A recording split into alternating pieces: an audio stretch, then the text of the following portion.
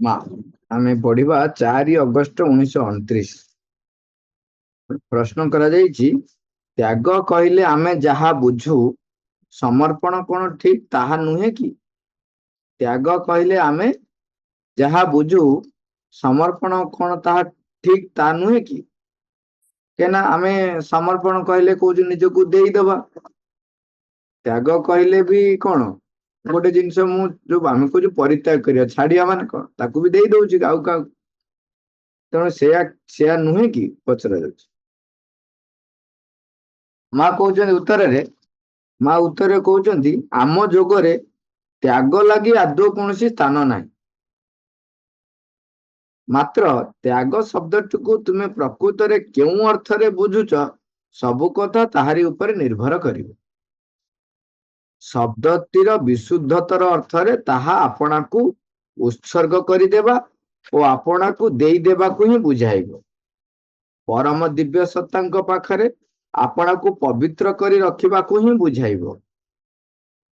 ମାତ୍ର ଶବ୍ଦଟି ସାଧାରଣତଃ ବର୍ତ୍ତମାନ ଯେଉଁ ଅର୍ଥରେ ବ୍ୟବହୃତ ହେଉଛି, ତ୍ୟାଗ ପ୍ରକୃତରେ ଏକ ବିନାଶକାରକ ପ୍ରବୃତ୍ତିକୁ ବୁଝାଉଛି। ଏହି ଶବ୍ଦଟି ସାଧାରଣତଃ ଏକ ନକାରାତ୍ମକ ବାତାବରଣ ସୃଷ୍ଟି କରିବାରେ ସାହାଯ୍ୟ କରୁଛି। ଆମେ ଏବେ ବି ଯଦି ସାଧାରଣ ଲୋକ ତ୍ୟାଗ କହିଲେ ବୁଝନ୍ତି ଛାଡିଦବା, ଫିଙ୍ଗିଦବା, ଏଇ ଜିନିଷ ଟାକୁ ମୁଁ ତ୍ୟାଗ କରିଦେଲି, ତାମାନେ ତା ପ୍ରତି ଏକ ନକାରାତ୍ମକ ଦିଗରେ ଯେମିତି ବିତସ୍ପୃହ ହଉ, ଘୃଣା ହଉ, ବା ମାନେ ନା ଏଇଟା ବେକାରିଆ ଜିନିଷଟା ତ୍ୟାଗ କରିଦିଅ, ବା ମାନେ ସେଇ ଜିନିଷଟି ଯେମିତି ଗୋଟେ ଅବର୍ଜିଆ ଜିନିଷ ତାକୁ, ବା ସେ ଘଟଣାଟା ଯେମିତି ସେମିତିଆ, ସେଇ ଅର୍ଥରେ ବା ନକାରାତ୍ମକ ଦିଗରେ ତାକୁ ସାଧାରଣତଃ ଆମେ ବୁଝିଥାଉ। ସେଇଥିପାଇଁ ମା କହୁଛନ୍ତି ସାଧାରଣତଃ ଲୋକେ ଯୋଉ ଅର୍ଥରେ ବୁଝନ୍ତି ତାକୁ ବୁଝନ୍ତି କଣ ନା ବିନାଶକାରକ ପ୍ରବୃତ୍ତି, ନକାରାତ୍ମକ ବାତାବରଣ ସୃଷ୍ଟି କରିବାରେ ସାହାଯ୍ୟ କରୁଛି, ଏଇ ଅର୍ଥରେ ଲୋକମାନେ ବୁଝନ୍ତି। କିନ୍ତୁ ସେଇଥିପାଇଁ ମା କହୁଛନ୍ତି ଏହି ପ୍ରକାରର ତ୍ୟାଗକୁ ଆମେ କଦାପି ପରିପୂର୍ଣ୍ଣତା ବୋଲି କହିବା ନାହିଁ। ଆଉ ତମେ ପରିପୂର୍ଣ୍ଣତା ତ କେମିତି ତାହା ହେଇପାରିବ? ହେଇପାରିବନି। କାହିଁକି ନା ଆମେ ପରିପୂର୍ଣ୍ଣତା କହିଲେ ଆମେ ଯେକୌଣସି ଜିନିଷ, ପ୍ରତ୍ୟେକ ଜିନିଷର ଏକ ନିଜସ୍ୱ ସ୍ଥାନ ରହିଛି ଏବଂ ତାକୁ ଯଦି ସେଇ ସ୍ଥାନରେ ନେଇକି ରଖିଲେ ତାହେଲେ ତାର ମହତ୍ଵ ପ୍ରତିପାଦିତ ହବ। ଗୋଟେ ଛୋଟିଆ ଉଦାହରଣ ଦେଖନ୍ତୁ, ଆମେ ଗୋଟେ କାଗଜଟିକୁ ଏଠି ଫୋପାଡ଼ି ଦେଲେ ତାକୁ ଆମେ କହୁଛୁ ଅସନା ହେଇଛି, କିନ୍ତୁ ସେଇ କାଗଜଟିକୁ ନେଇକିରି ଯଦି ଆମେ ଡଷ୍ଟବିନ ରେ ପକେଇ ଦଉଛନ୍ତି ତାହେଲେ ପରିଷ୍କାର। ପକେଇବା କାମଟା ଏକା, କିନ୍ତୁ କୋଉଠି ପକଉଛ। ଯେମିତି ଏଇଟା ଯେମିତି ଅର୍ଥ, ସେମିତି ଯେତେବେଳେ ଆମେ ପରିପୂର୍ଣ୍ଣତା ଆଡକୁ ଯାଉଛନ୍ତି ସେତେବେଳେ ପ୍ରତ୍ୟେକ ବସ୍ତୁ, ପ୍ରତ୍ୟେକ ଘଟଣା ଯଦି ତାର ନିଜସ୍ୱ ସ୍ଥାନରେ ଯାଇକି ପହଞ୍ଚେ ବା ନିଜସ୍ୱ ସ୍ଥାନରେ ସ୍ଥାନ ପାଏ, ତେବେ ତାହା ପରିପୂର୍ଣ୍ଣ ହବ। ତମେ ଯଦି ଗୋଟାକୁ ତ୍ୟାଗ କରୁଛ ମାନେ ତାକୁ ତା ସ୍ଥାନରେ ରହିବାକୁ ତମେ ସୁଯୋଗ ଦେଲନି, ତମେ ତାକୁ ମାନେ ଯେମିତି ଅଦରକାରୀ ସେମିତି ଫିଙ୍ଗିଦେଲ, ତେଣୁ ପରିପୂର୍ଣ୍ଣତା କେମିତି ହବ? ଏଇଠି ଗୋଟେ ମଜା କଥାଟେ ମନେ ପଡୁଛି, ଯୋଉଟା ସାଧାରଣତଃ କହନ୍ତି ଯେ ଭଗବାନ ବଡ ନା ରାଜା ବଡ? ତେଣୁ ସେଠି ସିଧାସଳଖ ଭାବରେ ଜଣେ ପଣ୍ଡିତ କହିଲେ, ଆଜ୍ଞା ମହାରାଜ, ଭଗବାନ ଠାରୁ ଆପଣ ବଡ। ନା କେମିତି? ସମସ୍ତେ ତ କହୁଛନ୍ତି ଭଗବାନ ବଡ, ମୁଁ କେମିତି ବଡ? ରାଜା ଆପଣ ମନେ ଟିକେ ଖୁସି ହଉଛନ୍ତି, ଯାହା ହଉ ମୁଁ ଭଗବାନ ଠାରୁ ବଡ। ସେ କହିଲେ, ଆଜ୍ଞା ଦେଖନ୍ତୁ, ଆପଣ ଯେକୌଣସି ବ୍ୟକ୍ତିକୁ ଚାହିଁଲେ ଆପଣଙ୍କ ଦେଶରୁ ଆପଣ ବିଦା କରିଦେଇ ପାରିବେ,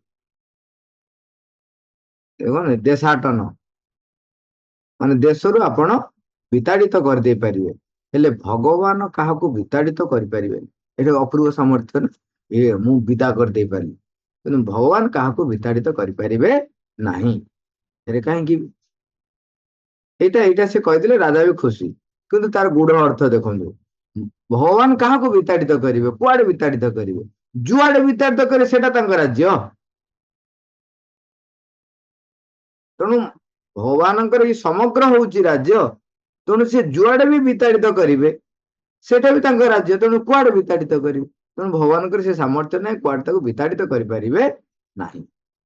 ତାର ଅର୍ଥ ହଉଛି ଯେ ଭଗବାନଙ୍କର ଯୋଉ ସୃଷ୍ଟି ରହିଛି, ସେ ସୃଷ୍ଟିରେ ପ୍ରତ୍ୟେକର ଏକ ନିଜସ୍ୱ ସ୍ଥାନ ରହିଛି।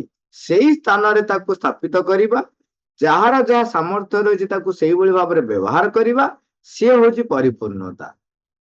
ଆମେ ଯଦି ଦେଖିବା ଯେ ଆମେ କହିବା ଯେ ଲୋକ କହନ୍ତି ରାଗିବାଟା ଗୋଟେ ଭାରି ଖରାପ ଗୁଣ। ଠିକ, ରାଗିବାଟା ଗୋଟେ ଖରାପ ଗୁଣ, କିନ୍ତୁ ପ୍ରକୃତରେ ଯେତେବେଳେ ଜଣେ ରାଗେ, କଣ ପାଇଁ ରାଗେ, ତାର ଯୋଉ ଉତ୍ସଟା ବୁଝିବା।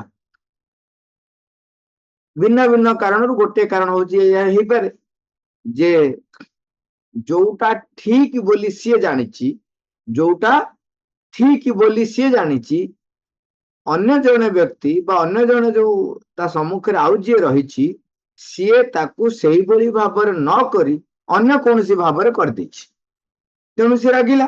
ଏହା ତ ଆଉ କଣ, ମୁଁ ଜାଣିଛି ଏଇଟା ହଉଛି ଠିକ, ସେ ବ୍ୟକ୍ତି କଣ କଲା, ତାହା ନ କରି ତାର ଅନ୍ୟ କିଛି ଅପୋଜିଟ କାମ କରିଦେଲା, ତେଣୁ ମୁଁ ତାପରେ ରାଗିଲି। ଏହା ତ ତାର ଅର୍ଥ, ତାର ସୂକ୍ଷ୍ମ କଥାକୁ ଆମେ ଯିବା।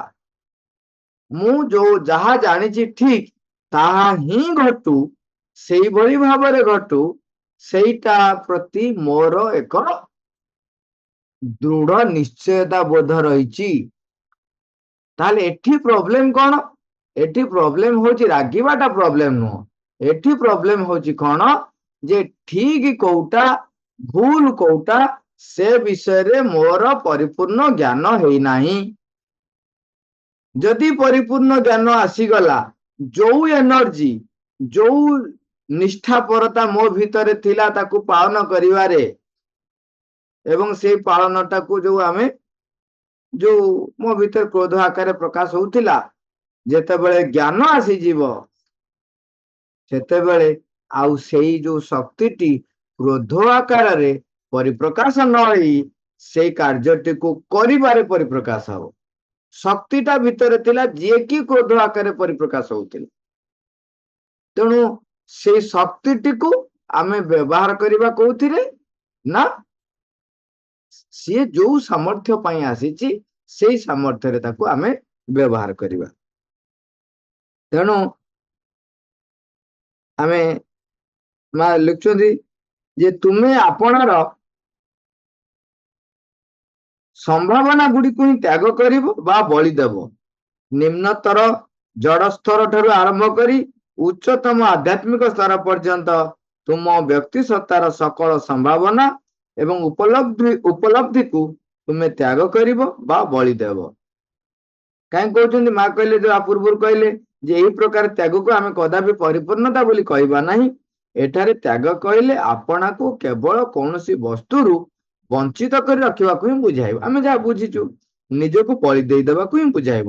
ତାହେଲେ ତୁମେ ଯାହାଟାକୁ ବଳି ଦେଇଦବ, ତାମାନେ ତୁମର ସମ୍ଭାବନାଟାକୁ ତମେ ବିଦା କରିଦେଲ ନା। କାହିଁକି ନା ସେଇ ଯୋଉ ସାମର୍ଥ୍ୟଟି ତୁମ ଭିତରେ ଥିଲା, ଯୋଉ ସାମର୍ଥ୍ୟ ଯୋଗୁ ଲକ୍ଷଣଟି ଭିନ୍ନ ଭାବରେ ପରିପ୍ରକାଶ ହଉଥିଲା, ତୁମେ ତାକୁ ଯଦି ବଳି ଦେଇଦେଲ, ତାହେଲେ ତୁମର ସାମର୍ଥ୍ୟ ଗଲା। ତୁମେ ତାକୁ ଦିଶା ଦେଖେଇଥାନ୍ତ, ଉଚିତ ଦିଶା ଦେଖେଇଥାନ୍ତ। ସେଥିପାଇଁ ମା କହୁଛନ୍ତି ତୁମେ କଣ କଲ ନା, ନିମ୍ନତର ଜଡତର ସ୍ତର ଠାରୁ ଆରମ୍ଭ କରି ଉଚ୍ଚତମ ଆଧ୍ୟାତ୍ମିକ ସ୍ତର ପର୍ଯ୍ୟନ୍ତ ତୁମ ବ୍ୟକ୍ତି ସତ୍ତାର ସକଳ ସମ୍ଭାବନା ଏବଂ ଉପଲବ୍ଧିକୁ ତୁମେ ତ୍ୟାଗ କରିବ ବା ବଳି ଦେବ। ଏହି ତ୍ୟାଗ ତୁମର ସତ୍ତାର ପରିସରଟିରେ ଏକ ହ୍ରାସ ଘଟାଇବ। ଯଦି ତୁମେ ବାସ୍ତବ ଅର୍ଥରେ ଆପଣାର ଜୀବନକୁ ବଳିଦେବ, ଆପଣାର ଶରୀରକୁ ବଳିଦେବ, ତେବେ ତାହାର ଏଇ ଅର୍ଥ ହେବ ଯେ ତୁମେ ନିଜ ଜୀବନର ଜଡସ୍ଥ ଭୂମିରେ ଯାବତୀୟ ସମ୍ଭାବନାକୁ ବଳି ଦେଉଛ। ଠିକ ସେହିପରି ଭାବରେ ତୁମେ ନୈତିକ ଭାବରେ ମଧ୍ୟ ନିଜ ଜୀବନକୁ ବଳି ଦେଇପାରିବ। ସେତେବେଳେ ଆପଣାର ଅନ୍ତର୍ଗତ ଅସ୍ତିତ୍ୱର ବିଫଳତା ଏବଂ ମୁକ୍ତ ପରିପୂର୍ଣ୍ଣତାକୁ ହିଁ ତୁମେ ପରିହାର କରିବାକୁ ବାହାରିବ। ଆପଣାକୁ ବଳି ଦେବାର ଏହି ବିଚାରଟି ମଧ୍ୟରେ ସର୍ବଦା ଏକ ବାଧ୍ୟ କରିବାର ଭାବ ରହିଥିବ। ଏଇ ତ୍ୟାଗରେ କଣ ହୁଏ?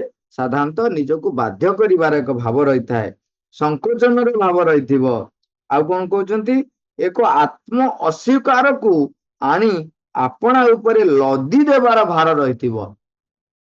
ସାଧାରଣତଃ ଯେତେବେଳେ ଆମେ ଜବରଦସ୍ତ କରି କିଛି ତ୍ୟାଗ କରୁଛୁ, ତେଣୁ ମୋ ଭିତରେ ସ୍ୱୀକାର ଥାଉ ଅସ୍ୱୀକାର ଥାଉ। ତେଣୁ ତା ମାନେ ସେଇ ବସ୍ତୁ ପ୍ରତି ବା ସେଇ ଘଟଣା ପ୍ରତି ବା ସେଇ ପ୍ରବୃତ୍ତି ପ୍ରତି ଆମର ଏକ ଅସ୍ୱୀକାର ଭାବ ସହିତ ଆମେ ଆତ୍ମ ଅସ୍ୱୀକାରକୁ ଆଣି ଆପଣା ଉପରେ ଲଦି ଦେବାର ଭାର ରହିଥିବ, ଲଦି ଜବରଦସ୍ତ। କାହିଁକିନା ଦେଖନ୍ତୁ, ଯଦି ପ୍ରକୃତରେ ଜ୍ଞାନ ଦିଗରେ ଆମେ ଯାତ୍ରା କରିବା, ତାହେଲେ ଯୋଉ ବସ୍ତୁ ଯୋଉ ଦୃଷ୍ଟି ଭାବରେ ମତେ ଦେଖାଯାଉଛି ତାକୁ ମୁଁ ଅନ୍ୟ ଅର୍ଥରେ ବ୍ୟବହାର କରିପାରିବି। ଯେମିତି କଥାରେ କୁହନ୍ତି, ସିଧା କଥା, ଯଦି ଗୋଟେ ଆମେ ଧାରୁଆ ଛୁରୀଟେ ପାଇଲେ, ତାକୁ କିଏ କୋଉ ଭଳି ଭାବରେ ବ୍ୟବହାର କରିବ? କାକୁଡି ବାଲା ହାତରେ ପଡିଲେ ସେ ତାକୁ କାକୁଡି କାଟିବ। ଯଦି ଗୋଟେ ପେନ୍ ମାନେ ପେନସିଲରେ ଯିଏ ଲେଖା ଲେଖି କରୁଛି ତା ପାଖରେ ପଡିଲା, ସେ ଯାହା ହଉ ବଢିଆ ହେଲା, ମୁଁ ପେନସିଲରେ ତାକୁ ପେନସିଲ କାଟିବାରେ ବ୍ୟବହାର କରିବ। ସେଇ ଛୁରୀ ଯଦି ଗୋଟେ ଜଣେ ଘରଣୀଙ୍କ ହାତରେ ପଡିଲେ ସେ ତାକୁ ପରିବା କାଟିବାରେ ବ୍ୟବହାର କରିବ। ସେଇ ଛୁରୀ ଯଦି ମାନେ ସେଇ ଧାରୁଆ ଯନ୍ତ୍ରଟି, ଧାରୁଆ ଅସ୍ତ୍ରଟି ଯଦି ପଡିଲା ଜଣେ ସର୍ଜନଙ୍କ ହାତରେ, ସେ ତାକୁ ଅପରେସନ ବ୍ୟବହାର କରିବେ। ସେଇ ଛୁରୀ ଜଣେ ହତ୍ୟାକାରୀ ବା ନୃଶଂସ ବ୍ୟକ୍ତି ହାତରେ ପଡିଲା, ତେବେ ସେ ତାକୁ କାହାକୁ ହତ୍ୟା କରିବାରେ ବ୍ୟବହାର କରିବ। ତେଣୁ ଏଇଭଳି ଭାବରେ ଗୋଟିଏ ଧାରୁଆ ଅସ୍ତ୍ରଟିଏ ଭିନ୍ନ ଭିନ୍ନ ବ୍ୟକ୍ତି ପାଖକୁ ଗଲେ ସେ ଭିନ୍ନ ଭିନ୍ନ ଭାବରେ ବ୍ୟବହାର କରିବ। କିନ୍ତୁ ଆମେ ଯେତେବେଳେ ଆମର କଣ କଲେ ନା, କୌଣସି ଜିନିଷକୁ ଜବରଦସ୍ତ ଆମେ ବିଦା କରିବାକୁ ଯେତେବେଳେ କରୁଛନ୍ତି, ସେତେବେଳେ ତାକୁ ଯଥାର୍ଥ ଭାବରେ ବ୍ୟବହାର କରିବାକୁ ଆମେ ଶିଖିପାରିଲୁ ନାହିଁ।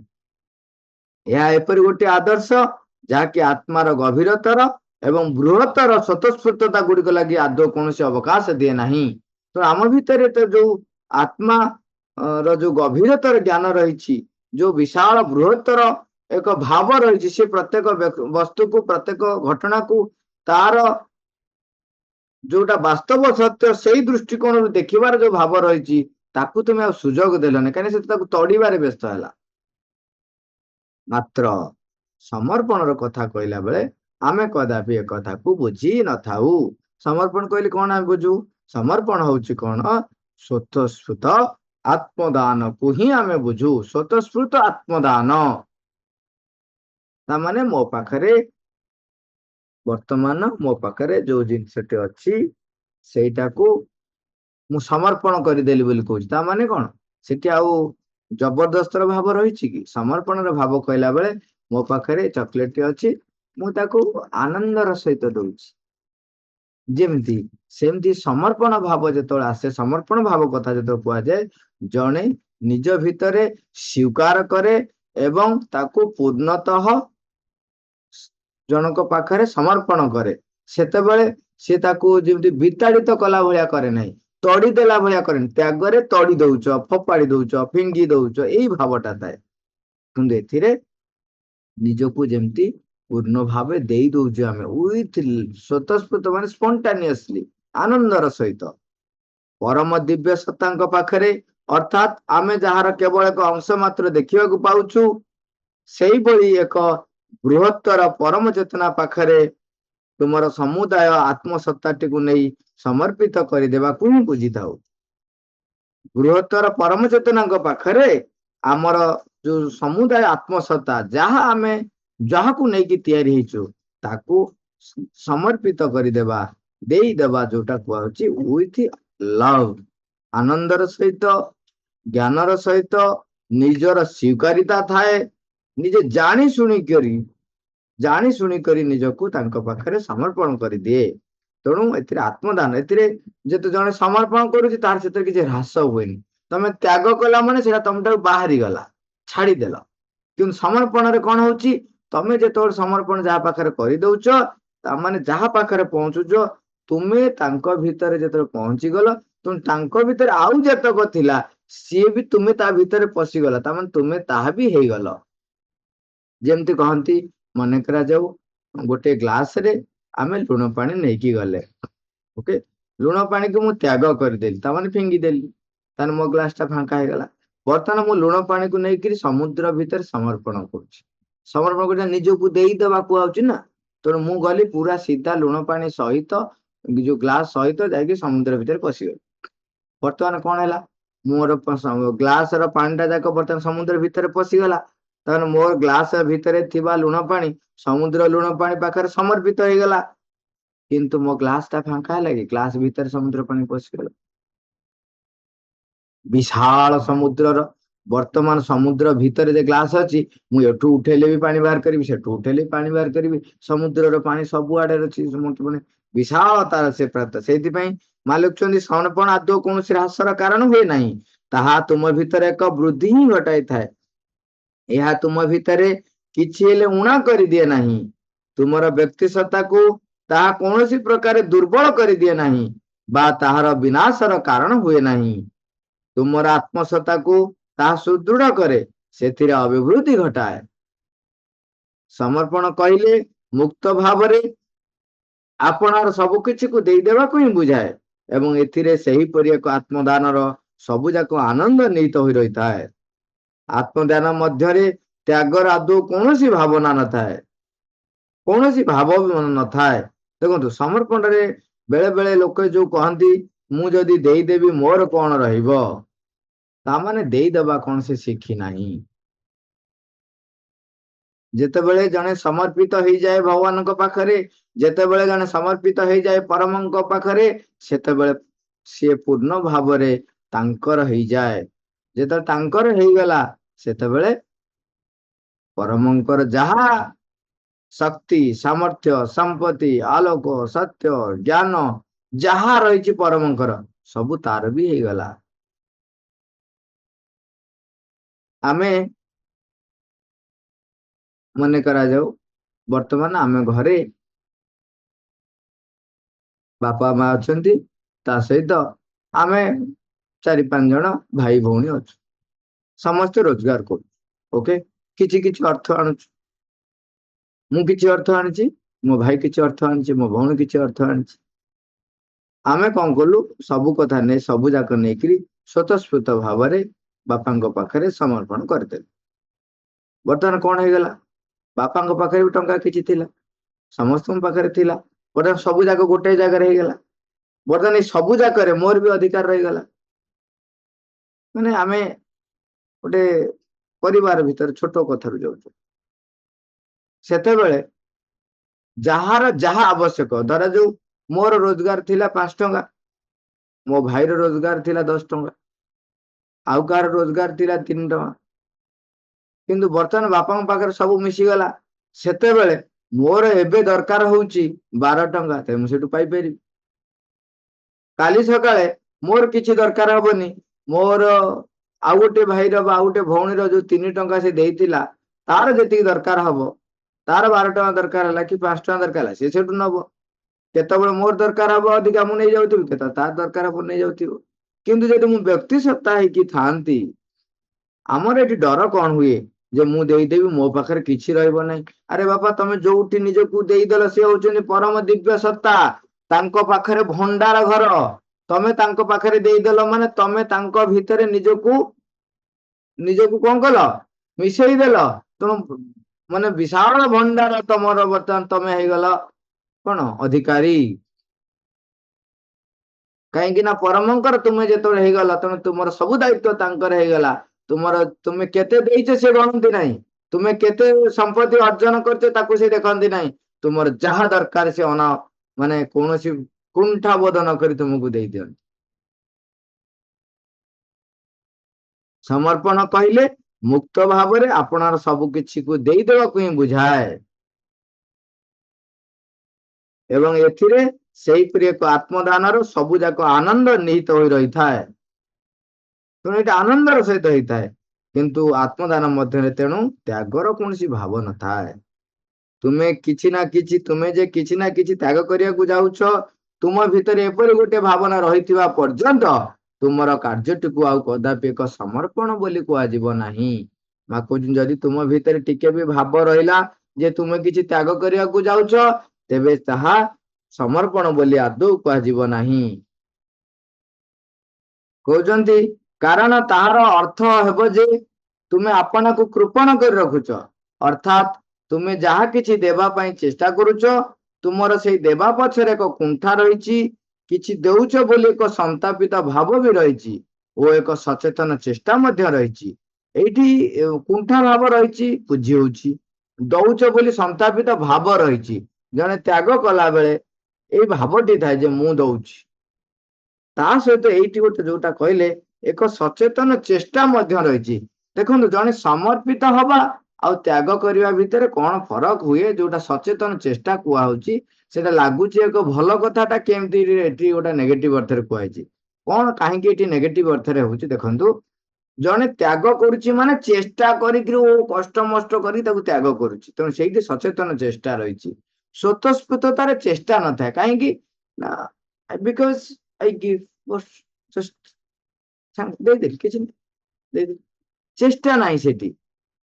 ଯୋଉ ଗୋଟେ ନିଜସ୍ୱ ଭାବ ଥାଏ, ଯେମିତି କଥାରେ କହନ୍ତି, ଦେଖ ଅନ୍ୟ କାହାର ପିଲା ପ୍ରତି ମା ତାର ନିଜ ପିଲା ପ୍ରତି ଯୋଉ ଭଲ ପାଇବାଟା ଥାଏ, ସେଟା ଗୋଟେ ସ୍ୱତଃସ୍ଫୂର୍ତ୍ତ ଭଲ ପାଇବା, ସେଠି ସେ ଚେଷ୍ଟା କରିକି ଭଲ ପାଏନି। କିନ୍ତୁ ଅନ୍ୟ କୌଣସି ପିଲାଟିଏ ଯେ ତାକୁ ସେ ଦେଖୁଛି ଯେତେବେଳେ, ହୁଏତ ତା ପ୍ରତି ସେ ଯେତେବେଳେ ମାନେ ତାର ସ୍ନେହ ବା ଭଲ ପାଇବା ଦବ, ସେ ସେଠି ଭାବିକି ଦବ ବା ଚେଷ୍ଟା କରି ଦେଇପାରେ। କାହିଁକି ନା ହଁ ପିଲାଟା ପଡିଛି ଅସୁବିଧାରେ, ତାକୁ ଟିକେ ଦରକାର ହଉଛି, ବୁଝି ହଉଛି। ଯେମିତି ଧର ଆମେ ଗୋଟେ ଯାତ୍ରା ଗୋଟେ ଯାଉଛେ ଗୋଟେ ଜାଗାରେ, ଓକେ, ଗୋଟେ ଜାଗାକୁ ଯାଉଛୁ, ଟ୍ରେନରେ ଯାଉଛୁ କି କୋଉଥିରେ ଯାଉଛୁ, ଟ୍ରେନରେ ଯାଉଛୁ, ଆମେ ସାଙ୍ଗ ହେଇକି ଯାଇଛନ୍ତି ଯୋଉମାନେ, ଆମର ଖାଦ୍ୟ ଗୋଟେ ଜାଗାରେ ଆମେ ନେଇଛନ୍ତି, ତେଣୁ ଆମେ ଖୋଲିଲେ ସ୍ୱତଃସ୍ଫୂର୍ତ୍ତ ଭାବରେ ତାକୁ ଦେଲି, ମୁଁ ଦେଲି, ବାଣ୍ଟି କୁଣ୍ଟି ଖାଇଲେ। କିନ୍ତୁ ସେଠି ଆଉ ଯୋଉ 2 ଜଣ ବାହାର ଲୋକ ବସିଛନ୍ତି, ଯିଏକି ଆମ ସହିତ 5 ମାନେ ଯାଉନ, ଆମର ତାଙ୍କ ସହ ସମ୍ପର୍କ ନଥିଲା, କିନ୍ତୁ ଅନ୍ୟ ଜଣ ଟିକେଟ କରି ବସିଛନ୍ତି, ତାଙ୍କୁ ଯେତେବେଳେ ମୁଁ ଦେବି, କଣ କରିବି, ଚେଷ୍ଟା କରିଦେବି ତାଙ୍କୁ ଦବା, ପାଖରେ ବସିଛନ୍ତି, ଆମେ ଗୋଟେ ଖାଉଛନ୍ତି, ଦବା, ମାନେ ଭାବୁଛି, ଚେଷ୍ଟା କରୁଛି। ଏଇଟା ହଉଛି ସଚେତନ ଚେଷ୍ଟା। ତ୍ୟାଗ କଲା ବେଳେ ଏଇ ସଚେତନ ଚେଷ୍ଟାଟା ଥାଏ, କିନ୍ତୁ ଜଣେ ସମର୍ପଣ ଯେତେବେଳେ କରେ, ସେତେବେଳେ ତା ଭିତରେ ଏକ ସ୍ୱତଃସ୍ଫୂର୍ତ୍ତ ଭାବ ଥାଏ, ସେଥିରେ ସଚେତନ ଚେଷ୍ଟା ଦରକାର ପଡେନି ବା ନଥାଏ। ସଚେତନ ଚେଷ୍ଟା ଆସିଲା ମାନେ ସେଠି ତମର ଏପର୍ଯ୍ୟନ୍ତ ସମର୍ପଣ ସ୍ୱତଃସ୍ଫୂର୍ତ୍ତ ହେଇନାହିଁ। ମା କହୁଛନ୍ତି ଏକ ସଚେତନ ଚେଷ୍ଟା ମଧ୍ୟ ରହିଛି, ଦେବାର ସେଇ ସ୍ୱତଃସ୍ଫୂର୍ତ୍ତ ଆନନ୍ଦଟି ତୁମ ଭିତରେ ନାହିଁ, ଏପରିକି ତୁମେ ଆଦୌ କିଛି ଦେଉଛ ବୋଲି ଏକ ଯଥାର୍ଥ ଅନୁଭୂତି ମଧ୍ୟ ତୁମର ହେବ ନାହିଁ। ଆପଣାର ସତ୍ତା ଭିତରେ ସଂକୋଚନର ଏକ ଭାବ ରଖି ଯେତେବେଳେ ତୁମେ କିଛି ହେଲେ କରୁଛ, ସେତେବେଳେ ଅତି ସୁନିଶ୍ଚିତ ଭାବରେ ଜାଣି ରଖ ଯେ ତୁମେ ସେହି କାର୍ଯ୍ୟଟିକୁ ଭୁଲ ଭାବରେ ହିଁ କରୁଛ। ଯେତେବେଳେ ମା ଏଠି ଗୋଟେ ଆଉ ଗୋଟେ ଲାଇନ କହିଲେ, ଯୋଉଟା କି ଆମେ ସବୁ କାମରେ ବ୍ୟବହାର କରିପାରିବା। ଯେତେବେଳେ ତୁମ କାର୍ଯ୍ୟରେ କୌଣସି ଜାଗାରେ ତମେ ଦେଖୁଛ ସଂକୁଚିତ ଭାବ ହେଇକି କରୁଛ, ସଂକୋଚନ ଭାବ ରହିଛି, ସଂକୀର୍ଣ୍ଣତା ଭାବ ରହିଛି, ଆମେ ଯେମିତି କହୁଛୁ କେମିତି ଚିହ୍ନିବା ମାଙ୍କ କାମ କୋଉଟା ବା ମାଙ୍କ ପାଇଁ କୋଉଟା, ମୋ ପାଇଁ କୋଉଟା, ଯୋଉଠି ନିଜେ ପ୍ରତିଷ୍ଠିତ ହଉଛ ମାନେ ଅଳ୍ପ, ଯୋଉଠି ମୁଁ ପ୍ରତିଷ୍ଠିତ ହଉଛି ସ୍ୱଳ୍ପ, ଯୋଉଠି ମତେ କେନ୍ଦ୍ର କରିକି ରହିଛି ଅଳ୍ପ, ସେଇ ସବୁ ଜାଗାରେ କଣ ହଉଛି, ସଂକୋଚନ ଭାବ, ସଂକୀର୍ଣ୍ଣ ଭାବ, ସଂକୁଚିତ ଭାବ, ସଂକୁଚିତ ଧାରଣା ଯୋଉଠି ରହିଲା, ସେଗୁଡାକ ମା କହୁଛନ୍ତି ସେ ତମେ ଜାଣି ରଖ ଯେ ତୁମେ ସେଇ କାର୍ଯ୍ୟଟିକୁ ଭୁଲ ଭାବରେ ହିଁ କରୁଛ। ଯଥାର୍ଥ ସମର୍ପଣ ତୁମ ଭିତରେ ଏକ ବୃହତ୍ତର ଯଥାର୍ଥ ସମର୍ପଣ ତୁମ ଭିତରେ ଏକ ବୃହତ୍ତା ଆଣିଦେବ, ତାହା ତୁମର ସମର୍ଥତାରେ ଏକ ଅଭିବୃଦ୍ଧି ଘଟାଇବ। ଗୁଣାତ୍ମକ ତଥା ପରିମାଣାତ୍ମକ ଉଭୟ କ୍ଷେତ୍ରରେ ତାହା ଏପରି ଏକ ପ୍ରସାରଣ ଆଣିଦେବ, ଯାହାକି ତୁମେ କେବଳ ଆପଣା ସାମର୍ଥ୍ୟ ଦ୍ୱାରା କଦାପି ନିଜ ଜୀବନରେ ସମ୍ଭବ କରିପାରିନଥାନ୍ତ। ତୁମେ ଆଗରୁ ଯାହା କିଛି ହାସଲ କରିପାରିଥିଲ, ଗୁଣ ଓ ପରିମାଣର ଏହି ଉଭୟ କ୍ଷେତ୍ରରେ ଏହି ନୂତନ ପରିସର ବୃଦ୍ଧିକୁ ତାହାଠାରୁ ସମ୍ପୂର୍ଣ୍ଣ ଭିନ୍ନ ବୋଲି କୁହାଯିବ। ଏହା ଦ୍ୱାରା ତୁମେ ସମ୍ପୂର୍ଣ୍ଣ ଆଉ ଏକ ଜଗତରେ ପ୍ରବେଶ କରିବ। ତୁମେ ଏପରି ଏକ ପ୍ରଶସ୍ତତା ମଧ୍ୟରେ ପ୍ରବେଶ କରିବ, ଏକ ସମର୍ପଣ ବ୍ୟତୀତ ତୁମେ ତା ମଧ୍ୟରେ କି କଦାପି ପ୍ରବେଶ କରିପାରିନଥାନ୍ତ। କହୁଛନ୍ତି ସମର୍ପଣ ଭାବରେ କଣ କରିବ ନା ଆମର ଗୁଣାତ୍ମକ ପରିମାଣାତ୍ମକ ସବୁଥିରେ ଆମର ପ୍ରସାରତା ଆଣିଦେବ, ଆମେ ବିସ୍ତାରିତ ହେଇଯିବା, ବ୍ୟାପକ ହେଇଯିବ। ଆଉ ସଂକୁଚିତ ଭାବ ନଥିବ, ଅଳ୍ପ ନଥିବ, ବିଶାଳ ହେଇଯିବ, ମହାନ ହେଇଯିବ, ପ୍ରସାରିତ ହେଇଯିବ। ତେଣୁ ମା କହୁଛନ୍ତି ତମ ଜୀବନରେ ଯୋଉ ସାମର୍ଥ୍ୟ ତୁମେ କେବେ ପାଇପାରିନଥାନ୍ତ ତାହା ତୁମେ ପ୍ରାପ୍ତ କରିବ। ତୁମେ ଯାହା କିଛି ହାସଲ କରିପାରିଥିଲ ଗୁଣ ଓ ପରିମାଣ ତାଠାରୁ ଇଏ ଏକ ବିରାଟ ପରିସର ବୃଦ୍ଧି କରିବ। ତାଠାରୁ ସମ୍ପୂର୍ଣ୍ଣ ଭିନ୍ନ, ତମେ ଯେତିକି ପାଇଛ ତାଠାରୁ ସମ୍ପୂର୍ଣ୍ଣ ଭିନ୍ନ, ପୁରା ଏକ ବିଶାଳ ମହାନ। କହୁଛନ୍ତି ସେ ଜଗତକୁ ତୁମେ ପ୍ରବେଶ କରିପାରିନଥାନ୍ତ ତୁମ ଚେଷ୍ଟା ଦ୍ୱାରା, ଏପରି ଏକ ପ୍ରଶସ୍ତତା ମଧ୍ୟରେ ତୁମେ ପ୍ରବେଶ କରିବ। ତେଣୁ ସମର୍ପଣ ଭାବରେ, ସମର୍ପଣରେ କଣ ଏ ପ୍ରଶସ୍ତତା ଆସେ। ସମର୍ପଣ, ସେଥିପାଇଁ କହୁଛନ୍ତି ଏଇ ଘଟଣାକୁ ସତେଅବା ଏକ ବିନ୍ଦୁ ସିନ୍ଧୁ ଭିତରେ ଆସି ପଡିବା ସହିତ ତୁଳନା କରାଯାଇ ପାରିବ। ସେହି ବିନ୍ଦୁ ଯଦି ତଥାପି ଆପଣାର ସ୍ୱତନ୍ତ୍ର ଅସ୍ତିତ୍ୱଟିକୁ ବଜାୟ ରଖିବାକୁ ଚାହୁଁଥାନ୍ତା ତେବେ ତାହା କେବଳ ଗୋଟେ ବିନ୍ଦୁ ହିଁ ହୋଇ ରହିଯାଇଥାନ୍ତା, ଆଉ ଅଧିକ କିଛି ହେଲେ ହୋଇପାରନ୍ତା ନାହିଁ। ଚତୁର୍ଦିଗରେ ପରିବେଷ୍ଟିତ ବିପୁଳତାଟି ଦ୍ୱାରା ସେଇ କ୍ଷୁଦ୍ର ବିନ୍ଦୁଟି କୁଆଡେ ବିସ୍ମୃତ ହୋଇ ରହିଯାଇଥାନ୍ତା। ଏକ ସମର୍ପଣ ସମ୍ଭବ ହୋଇନଥିବାରୁ ହିଁ ଏପରି ହୁଅନ୍ତା। ଯଦି ଜଣେ କେବଳ ବିନ୍ଦୁ ହେଇକି ରହିବ ତାକୁ କିଏ ପଚାରିବ କୋଉଠି ଥିବ, କୁଆଡେ ଥିବ, କିଏ ପଚାରୁଛି? କିଛି ନାହିଁ। ସୂର୍ଯ୍ୟ କିରଣରେ ପଡିଥାନ୍ତା, ଜଳ ବିନ୍ଦୁଟିଏ ବାଷ୍ପୀଭୂତ ହେଇ ପଳେଇଥାନ୍ତା, କିଛି ତାର ଅସ୍ତିତ୍ୱ ନଥାନ୍ତା। କିନ୍ତୁ ଯେତେବେଳେ ସେ ସିନ୍ଧୁ ଭିତରେ ମିଶି ଯାଉଛି, ବିନ୍ଦୁ ଯେତେବେଳେ ହେଇଯାଉ ସିନ୍ଧୁ ଭିତରେ ମିଶି ଯାଉଛି, ସେ ସିନ୍ଧୁ ହେଇଯାଉଛି, ବିଶାଳ ତାର ସାମ୍ରାଜ୍ୟ ହେଇଯାଉଛି। ସେଥିପାଇଁ ରବୀନ୍ଦ୍ରନାଥ ଠାକୁରଙ୍କର ସେ ଯୋଉ ତାଙ୍କର ଲେଖାଟି କଣ କହୁଛନ୍ତି, ମୁଁ କାହାର ପୁଅ ଜାଣିଛ? ଏ ସମଗ୍ର ବିଶ୍ୱର ଯିଏ ରାଜା ମୁଁ ତାଙ୍କର ହଉଛି ପୁଅ, ତେଣୁ ଏ ସମଗ୍ର ବିଶ୍ୱର ଅଧିକାରୀ ହଉଛି ମୁଁ। ତେଣୁ ଯେତେବେଳେ ତମେ ବିଶାଳତା ପ୍ରାପ୍ତ କରିବ, ଚତୁର୍ଦିଗରେ ପରିବେଷ୍ଟିତ ବିପୁଳତାଟି ଦ୍ୱାରା ସେ କ୍ଷୁଦ୍ର ବିନ୍ଦୁଟି କୁଆଡେ ବିସ୍ମୃତ ହୋଇ ରହିଯାଇଥାନ୍ତା, କିନ୍ତୁ ସମର୍ପଣ ହୋଇନଥିବାରୁ ଏହିପରି ହେଇଥାନ୍ତା। ମାତ୍ର ଏକ ସମର୍ପଣ ଘଟାଇବା ଦ୍ୱାରା ତାହା ସମୁଦ୍ର ସହିତ ଆପଣାକୁ ସମ୍ମିଳିତ କରିଦିଏ।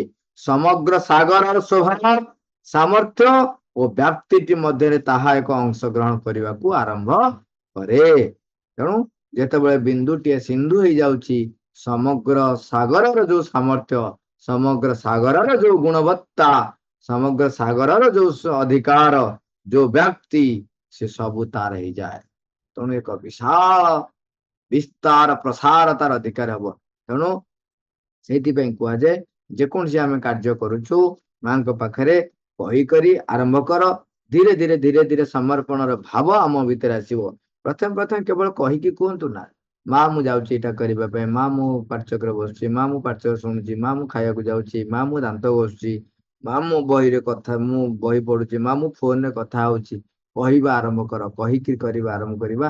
ଧୀରେ ଧୀରେ ଧୀରେ ଧୀରେ ତାପରେ ମୋର ଗୁଣ, ମୋର ସାମର୍ଥ୍ୟ, ମୋର କାର୍ଯ୍ୟ ସବୁ କିଛି ମାଙ୍କୁ ଯେତେବେଳେ କହିଦେବି, ସମର୍ପଣ କରିବାର ଭାବ ମୋ ଭିତରେ ଆସିଯିବ। ମା, ମା, ଥ୍ୟାଙ୍କ ୟୁ ଅଲ୍, ରବର।